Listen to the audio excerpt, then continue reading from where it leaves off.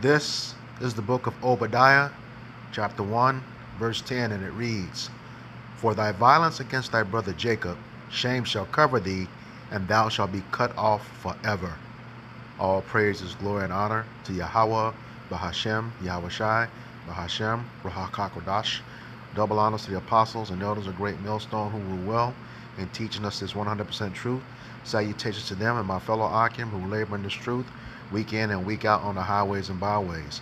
Also salutations to the hopeful elect of the scattered 12 tribes of Israel, scattered to the four corners of the earth, that be like unto the speckled bird, also known as your Israelite foreigners, and your so-called Negroes, Latinos, and Native Americans.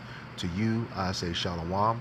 This is your brother Ayashar Barazal from the Indianapolis branch of the Great Millstone, coming back at you with another lesson that is edifying to the elect body of the nation of Israel. All right, this is yet another installment of our camps series called For Thy Violence Against Thy Brother Jacob. And the individual whom this is speaking to, who is guilty of such violence, is Esau Edom, the so-called white man, who is the wicked, according to Malachi 1 and 4.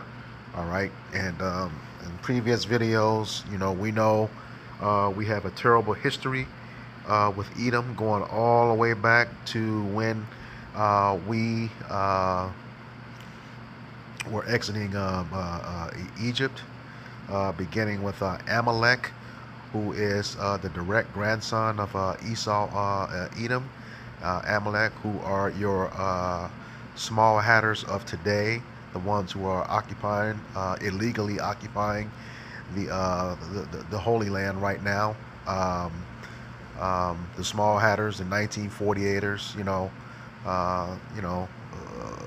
it's just despicable, loathsome individuals who have definitely fooled the whole world until now. They're being exposed 365 days a year, 24 hours a day, 7 days a week, every moment around the clock. Their lies have been exposed. All right, and we do know in history that not only did they finance the transatlantic slave trade, they own the ships as well. That's well documented history. But what I'm going to get in today is some torture methods that they used during slavery, and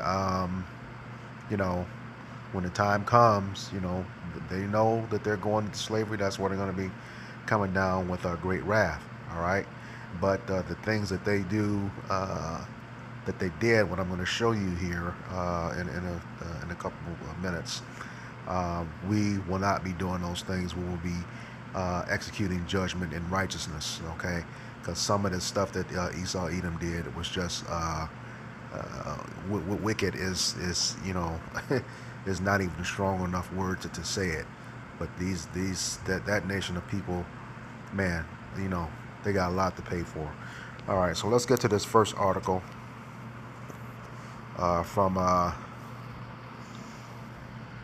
Atlantic Black Star, and it's titled 8 Disturbing Images of Instruments of Torture Used on Black People. And those black people are your so-called Negroes of America, or the Southern Kingdom of Israel, which comprised of Judah, Levi, and Benjamin. Okay, Judah being the Negroes, Levi being the Haitians, and Benjamin being your West Indians or your Jamaicans. Okay, this first instrument is called a corkscrew. That's the picture of it. You see what it does here. All right, give you a little insight on that. It says Moses Roper, a black man who was born in bondage in North Carolina and eventually escaped slavery in 1835, recounted the torture endured in punishment for running away in Narrative of the Adventures of the Escaped of Moses Roper from American Slavery. A machine used for packing cotton became an instrument of punishment. When Roper, who had many attempts to escape the South Carolina plantation on which he had been enslaved, ran away yet another time. Among the instruments of torture applied to him was the cotton screw, a machine used for packing and pressing cotton. Roper recalled, they hung me up by my hands at letter A. Okay, you can go back up and read that. And the horse moving around the screw E. This screw is sometimes moved around by hand where there is a handle on it. The screw is made with wood, a large tree cut down and carved in the shape of a screw. And carrying it up and down and pressing the block E into box D, into which the cotton is put. I was carried up 10 feet from the ground when Mr. Gooch let me rest for 5 minutes, then carried me around again, after which he let me down and put me into the box D and shut me down in it for a minute, and shut me down in it for about 10 minutes. Okay, and we go back up those letters. Okay, you see the letters A, E, C, D, and B. Okay, that's a diagram to let you know what happened. Okay, so you can pause and match this up with the article. All right, that's the corkscrew. The next item, and I'll put the link to this article in the description box. Okay, you had the thumb screw. All right, let's get a good look at it right there.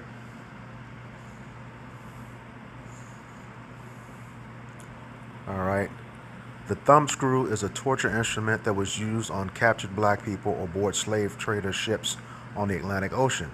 The torture device was often used against the Africans involved in uprisings and insurrections during the Atlantic slave trade from the 16th to the 19th century.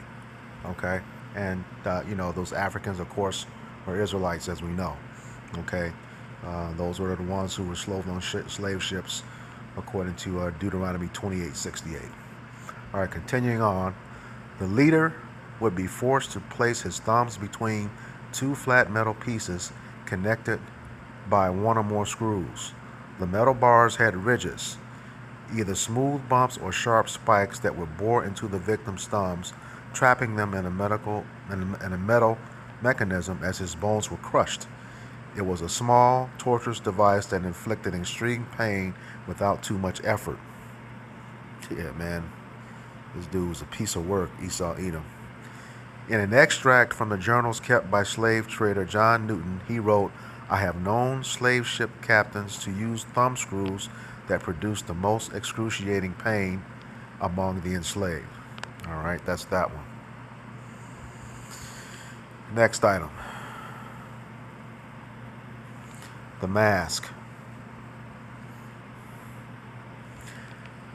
Variations of a mask were used against captured Africans, Israelites, who tried to escape their bondage. In an article on fugitive Africans in Brazil, which goes to show you, we're in North America and South America, okay? Esclave Maran a Rio de Janeiro, runaway slave in Rio de Janeiro. A Mr. Bellel notes that masks were used for further torture. Captured fugitives are forced to do the hardest and roughest work. They are ordinarily placed in chains and are led in groups through the city's neighborhoods where they carry loads or sweep refuse in the streets. This type of slave is so frightful that while they have lost all hope of fleeing again, they think of nothing but suicide. They poison themselves by drinking at one swallow a large quantity of strong liquor, or suffocate themselves by eating dirt earth. In order to deprive them of this way of causing their own deaths, they put a tin mask on their faces. The mask has only a very narrow slit in front of the mouth and a few little holes under the nose so they can breathe. All right. Let's go back up and take a look at that photograph. That's that mask right there. But then there's, like I said, this is a variation of it. All right.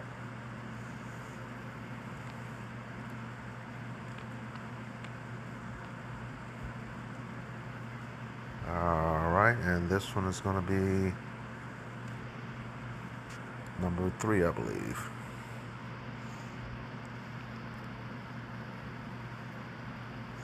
The neck collar. Okay. And it's titled Instrument of Torture Used by the Slaveholders. A metal collar was placed around the necks of captured Africans, Israelites, for months at a time to remind them of their wrongdoing. Such collars were thick and heavy. They often had protruding spikes that made field work difficult and prevented the wearer from resting at night. Man, it often took 1 hour of filing to remove the collar. All right, the next one.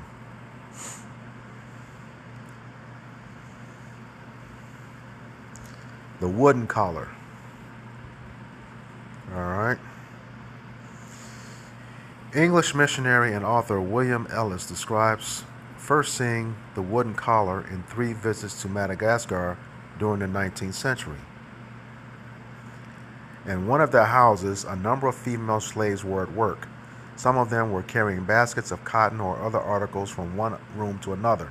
I saw one young girl who had a couple of boards fixed on her shoulders, each of them rather more than 2 feet long and 10 inches or a foot wide, fastened together by pieces of wood nailed on the underside.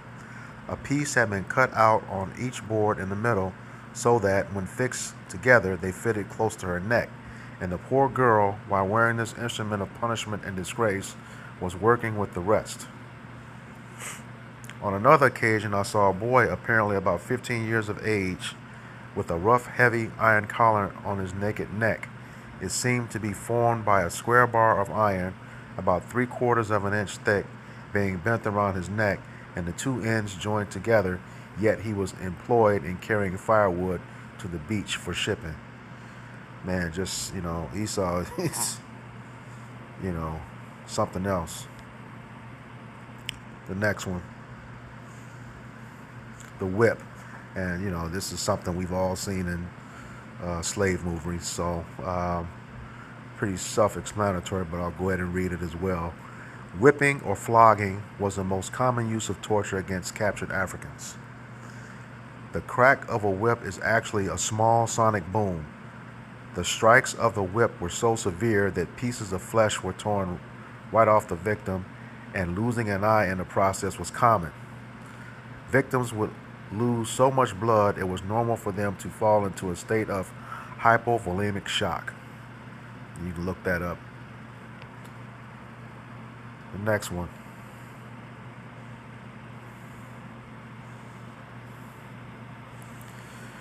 The blade. Captured Africans, Israelites, were often branded, dismembered, castrated, and mutilated as forms of punishment. The image above was based on drawings by John Gabriel Stedman, a young Dutchman, and they were some of the worst too, the Dutch, okay, who joined a military force against rebellions of the enslaved in a Dutch colony in the late 18th century. In his autobiographical work, 5 Years Expedition Against the Revolted, it jumped on me. Okay, Slovakia. The image above was based on drawings by John Gabriel Stedman, a young Dutchman who joined a military force against rebellions in the enslaved in a Dutch colony in the late 18th century. In his autobiographical works, jumped on me again, 5 Years Expedition Against the Revolted Negroes of Suriname, he remembered, in this case, the victim's left hand was cut off before he died as an additional punishment for theft and to serve an example to others. This method of torture was intended to keep the victim alive long enough to endure extreme pain before his eventual death. And, like it says, 2nd Esdras 9, not only are people who have despised the law, Esau, Edom, you're going to know death by pain too. All right? Especially when these plagues hit.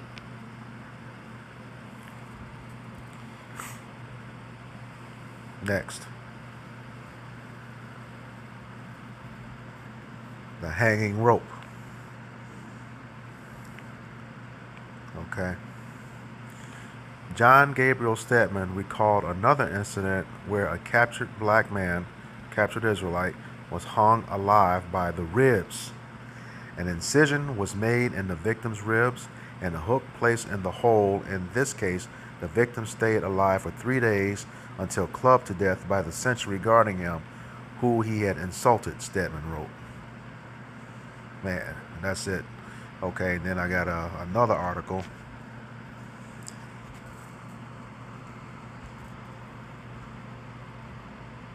This is from the Center for the History of Medicine from Harvard University. Okay, I'll put a link of this also in the description box.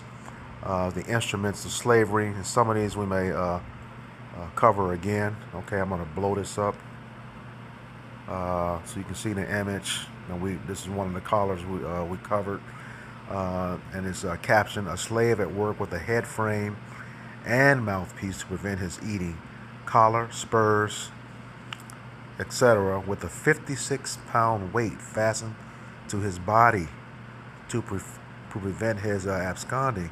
And that's this that 56-pound weight around his waist. Okay, man, that neck collar and the face mask. Yeah, they must have had a real problem with this one. Straight rebellion says, hey, what do they expect? All right. And shrinking it down, okay. And it says, an accurate account of that horrible and inhuman traffic, the slave trade, showing the treatment which the slave experienced, the mode of procuring them, with a description from the iron instruments used. Okay. And this is from the collections of the Boston Medical Library. All right. Shrink that down. All right. Last picture here.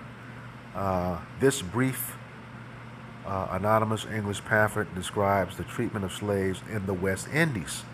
Okay. So here again, the West Indies, the Jamaicans. All right.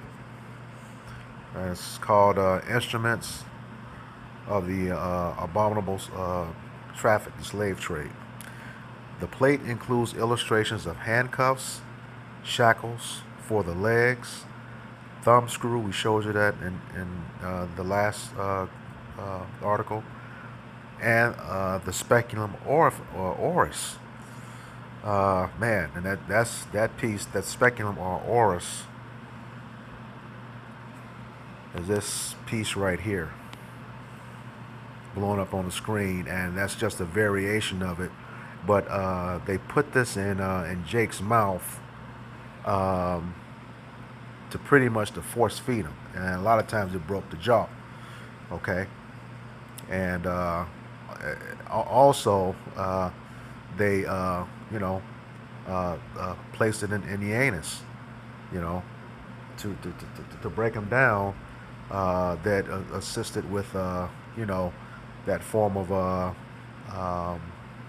buck breaking, okay, or just to torture Jake.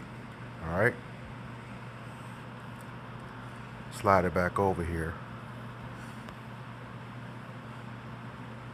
All right, and that's it on that. But you can see, once again, Esau, you got a lot to pay for, man. But like I said, you going into slavery for these things. We're going to do things in righteousness, and definitely not to the magnitude of what you did here.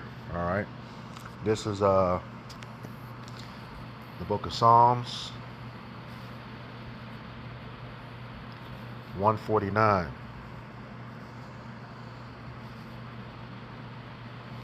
And in verse 6. And it reads, "Let the high praises of Yahweh B'Shem Yahushai be in their mouth, and a two-edged sword in their hand." And what that sword mean?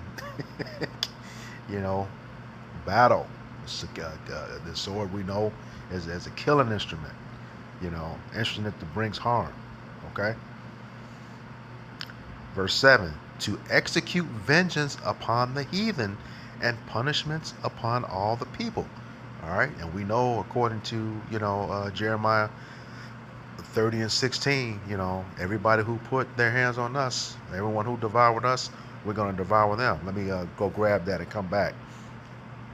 Jeremiah 30 and 16. And it reads, Therefore all they that devour thee shall be devoured, and all thine adversaries, every one of them, shall go into captivity, and they that spoil thee shall be a spoil. Everyone who robbed us, all right, there will be robbed. And all that prey upon thee, I will give thee for a prey. All right, so we already know what's coming. Back to Psalms 149.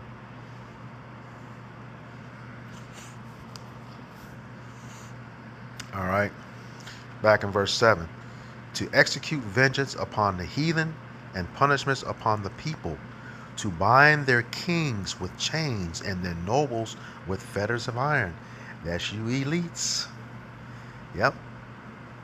The ones who are, the mastermind behind, this NWO, the MOTB, trying to enslave everyone. Yeah. Yep. And don't worry, don't try. Worry. You better worry. You can't hide though, because we're going to find you, according to Jeremiah chapter 16, verse 16 through 18. We're going to find you in your bunkers, know exactly where you are, pull you out, and throw you into captivity. I'll get to that too. To bind their kings with chains and their nobles with fetters of iron. Yeah. Let's grab that fetters of iron. Let me grab some here.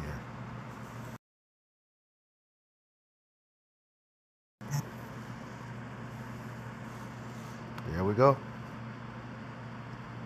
The same thing that you had us in. All right. The same thing that you had us in. Yes, sir. Shackles and chains. All right.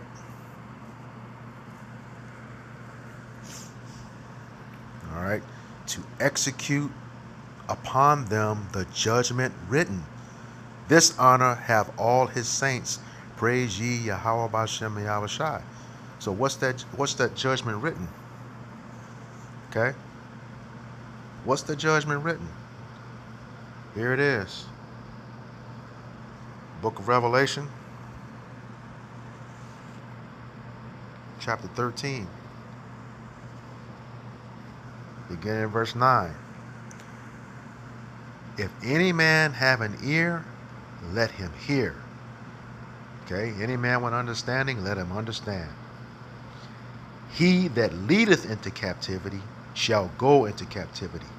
He that killeth with the sword must be killed with the sword. Here is the patience and the faith of the saints. Okay? So you had your instrument of harm and death to us. We're going to have the same one with you. In righteousness, though. But here again, it says, here is the patience and the faith of the saints. Going back to Psalms 149. Okay? Verse 9. It says, to execute judgment, the judgment written, this honor have all his saints. Praise ye the Lord. Who are those saints? Let's go right back to the previous chapter here, Psalms 148. And it reads, He exalteth the horn of his people, that's the power, the praise of all his saints, even the children of Israel, a people near unto him. Praise ye Yahweh. Okay? So it's the nation of Israel that's going to execute that judgment upon the heathen, especially you, Esau, all right? Especially you, of all people. Let's get that. This is the book of Ezekiel, chapter 25, and in verse 12. And it reads, Thus saith Yahweh our power, because that Edom hath dealt against the house of Judah by taking vengeance and having greatly offended and revenged himself upon them. Why did he revenge himself upon us? Okay, number one, because of the birthright that he sold and realized he messed up. Okay, that's what he said. You know, in Genesis 27 and 41. You know, he said in his heart that he was going to slay his brother Jacob because, you know, as the days of his father Isaac were at hand. You can get that account in Genesis 27:41. All right. He's always had it in his heart to slay Jacob. You know, if he slayed his twin brother Jacob, there's no 12 tribes of Israel. So yeah, this dude is still trying to get rid of us to this day. All right. Verse 13. Therefore, thus saith Yahweh our power, I will also stretch out my hand upon Edom, and I will cut off man and beast from it, and I will make it desolate from Teman, and they of Dedan shall fall by the sword. Okay? He's taking the lands, and he's going to destroy the people. Or waste them. Okay? That's what desolate means, waste. All right? Verse 14. And I will lay my vengeance upon Edom by the hand of my people Israel. All right? That's after we come back into power. We become one nation again. No more northern and southern kingdom. Okay? Like it said in Psalms 149. That's us. You know? So-called Negroes, Latinos, and Native Americans. All right? And they shall do in Edom according to mine anger and according to my fury, and they shall know my vengeance, saith Yahweh Bahashem Yahweh Shai, Yahweh our power. Okay? So he says, and what are we going to do? You know, we already showed you the slavery. You know, killing you with the sword as you killed us with the sword, taking you into captivity as you took us into captivity. All right? And after that's all over, what's next? Go back to Obadiah 1 and 18. And this is all, once again, done in righteousness. All right? None of that whack stuff you did to us. All right? Obadiah 1 and 18. And the house of Jacob shall be a fire, and the house of Joseph a flame. All right? Jacob being the southern kingdom of Israel, okay, and Joseph representing the northern kingdom of Israel, okay, and the house of Esau for stubble, okay. What is stubble? Let's get that in the blue letter.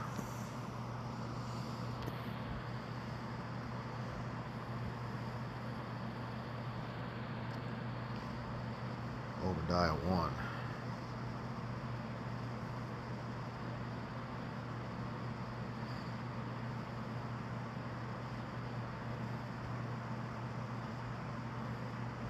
And 18, Slovakia.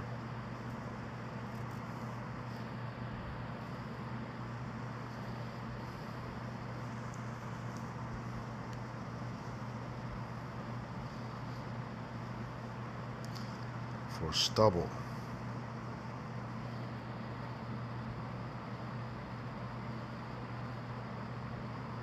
Quash. Okay, stubble. Chaff, out of biblical outline of biblical usage. Stubble, chaff, stubble, as straw, as dry, stubble. Try it in there.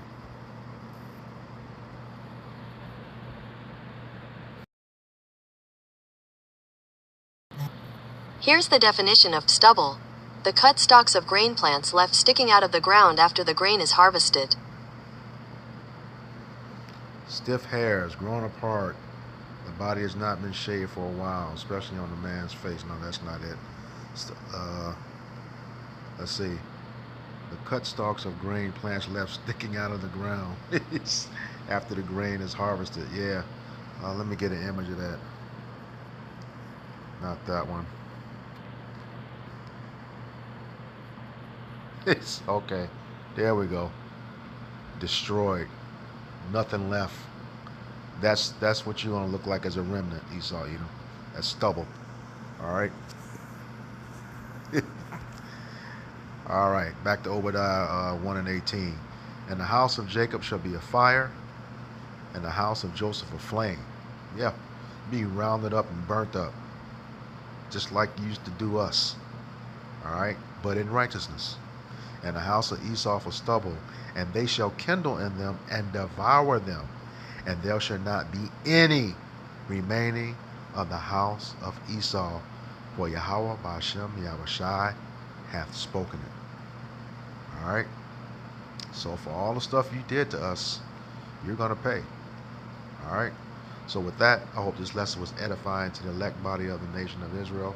Once again, I'm going to give all praises, glory, and honor to Yahweh, Bahashem, Yahweh Shai, Bahashem, Rahakakodash.